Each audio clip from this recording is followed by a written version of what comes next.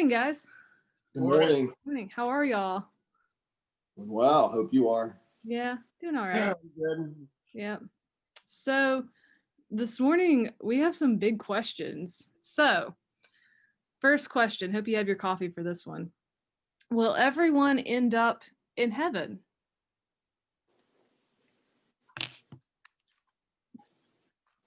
I don't know. Yeah, I was gonna say I'm gonna leave that to God. I feel like the answer I want to say is that like anything is possible, right? Because we as Christians claim God is all powerful and all knowing, and so in that sense, there should be nothing that's beyond God's power. So then, I guess like part of me says yes. I think all people go to heaven, or at least. But then the other part of me says that's God's decision. So I'm just gonna stick to doing my own thing. Yeah. We do know that there's no place, there's no place God cannot reach. God's reach is pretty expansive. Y'all are starting out with a really heavy question there. It is a tough one. I don't know the answer to that one. I don't know. I guess like Eric's very definitive. I don't know. Honestly, I really don't. I'm done. I don't know. God. I can guess some. I can speculate. That's one I really can't speculate about. I really don't know that one. Yeah. There are things we just have to leave in God's hands. Yeah. So shall we move to the second question? Yeah, let's go. Yeah. All right. So we talk about Jesus dying for our sins and a lot of focus on that. But then there's also rising from the dead. So why is the resurrection important? Why did that have to happen? This is the more important question, I think. This is the one that I think supersedes the first question. Mm-hmm. So as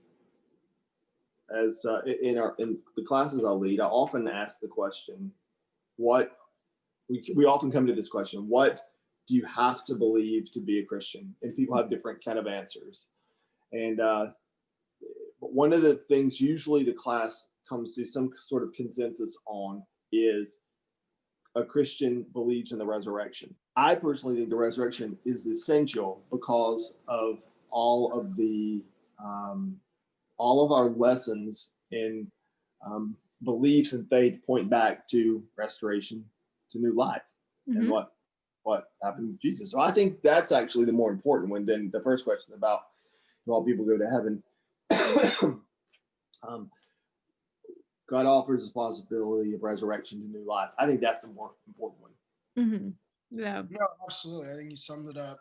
Yeah. Pretty well. I mean, it's the resurrection and faith in the resurrection that gives us faith to believe God's got this. We don't know how and we don't know what it's going to look like, but that's what gives us the faith to believe that whatever it is, God's got this, and that God is stronger than death.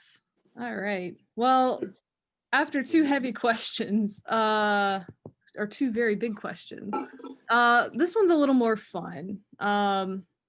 So because of I think the pandemic and whatnot, we end up spending in our work, just our work in general, we end up spending a lot of time around our coworkers in day-to-day work and whatnot.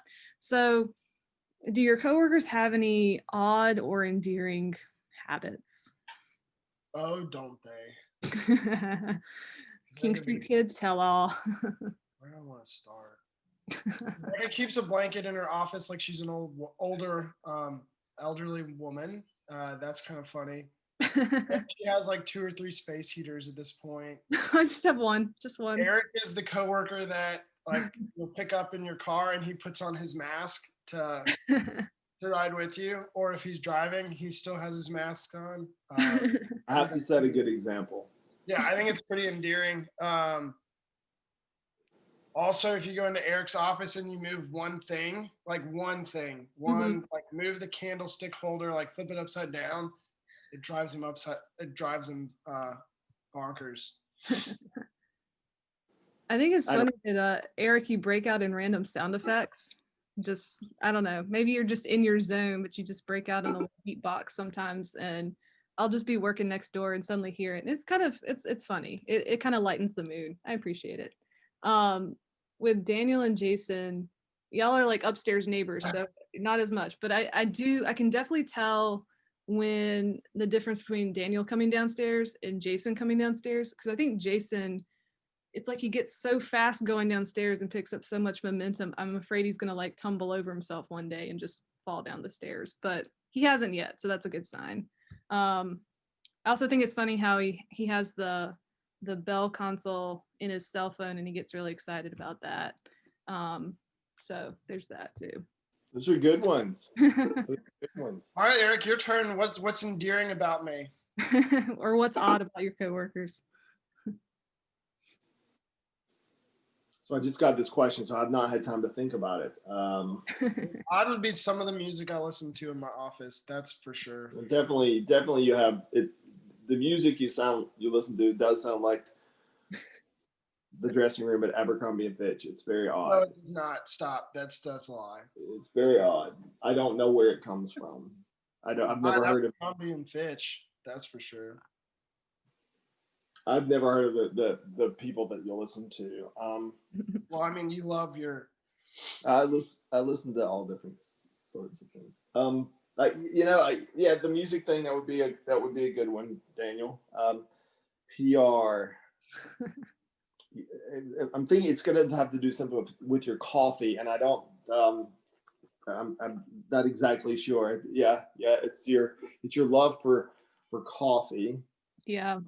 Yeah, I'm very picky about it, actually. You're maybe that's it. Maybe it's the pickiness of your finicky tastes in coffee. Yeah. I just like I like nice coffee. I like good coffee. What can I say? That's a lie, because for the longest time, all we drank in the office was Maxwell House. Don't even tell me you like good coffee when we suck that stuff down. Well, and I would go across the street to Kudu and get good coffee. Now we have good coffee in the office, so it's good. That's fair. That's true. That's good. Yeah, that's good. Those are some good ones. All right. Well, thanks for joining us with our King Street Kids, and we'll be back next week. And anybody have any questions? Any burning questions? They can send them over to Daniel, and we will do our very best to answer them. So, all right. Y'all take care. Have a good week. Bye-bye.